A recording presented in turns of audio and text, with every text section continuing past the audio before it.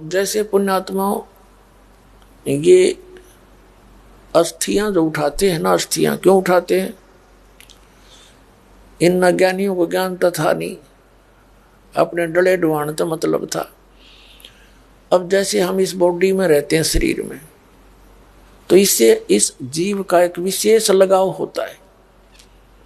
जैसे हम किसी किराए पर मकान पर रहते हैं ना, और उसको कोई खाली करा लेता है, कई दिन याद आवा वो कमरे, करना तो पड़ता है, मजबूरी है।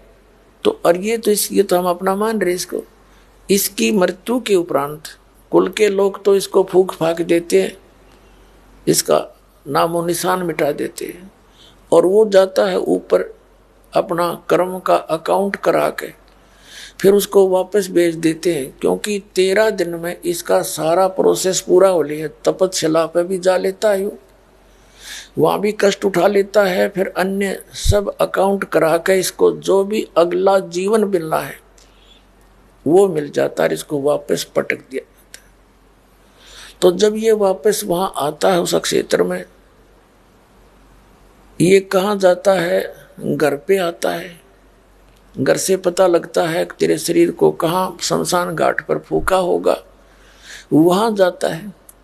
तो वहाँ इसने एक हड्डी भी मिल जाती है ना अपने उस शरीर की, उसका चिपक जाता है, या बेरी है। वहाँ से फिर ये सेवड़े टाइप के जो जंतर मंत्र करनी है, नकमी आत्मा, ये उन हड्डियों को उठा ले जाती है, और वो भूत साथ चला जाता है वो प्राणी। फिर उसको वो अपने जंतर मंत्र से काबू करके उसका दुरुपयोग करते रहते हैं। तो अस्थियां उठाने का ये सिस्टम इन नकलियों ने शुरू करवाया, नकली गुरुओं ने, क्योंकि पहले तो साधना गलत करवाई। जिसे भूत तो बनना ही था, उन्हें भी पता था कि भूत बने का होगा, और फिर उनने तो समाधान कराऊं, फलाने में मेरा बाबू बोल रहा था, पिताजी बोल रहे हैं, फिर वो जंतर मंत्र करें जावें, ये बोले जाओ पिताजी, तो हो लिया काम उसका खराब सारा। तो इसलिए इन्होंने एक विकल्प खोजा कि इन सभी अस्थियों को उठा के ऐसे गहरे जल में डालो, बह जाओ, पता ही ना लगे कित गैर कित नहीं। और ये भूत यहां से भाग जा उस अपनी अस्थियों की तलाश में। तो वो देखते जाते हैं कहाँ कहाँ गए, उनको पता लग जाता है एक दूसरे भूत तक, तेरी हड्डी वहां ले गए, तो वहां तक जाता है ये जहां तक वो अस्थियां गई हैं। या तो वो ऐसे पकड़ा जाता अस्थि होगी तो नहीं, फिर वो वापस आ जाता वहीं पर जहां ये पहले रहा करता, वहीं आशा, जहां आशा था वासा हुई। तो इस प्रकार वो भूत ये अस्थियां उठाने की प्रक्रिया या न्यू सेलेक्ट की गई थी।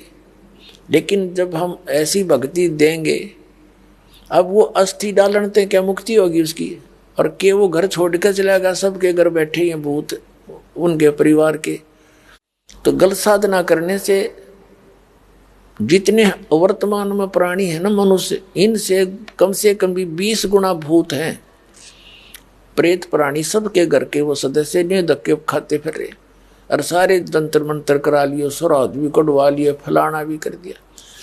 अपने आत्मा जिस घर में या भक्ति प्रवेश हो जाएगी परमात्मा की, आपके वो पूर्वज भी वहीं पर हैं, वो धक्के खा रहे हैं बेचारे, लेकिन इस भक्ति के मंत्र के मिलने से वो आपको कोई हानि नहीं कर सकते किसी प्रकार की, और उनका उद्धार शुरू हो जाएगा, क्योंकि वही प्राणी है।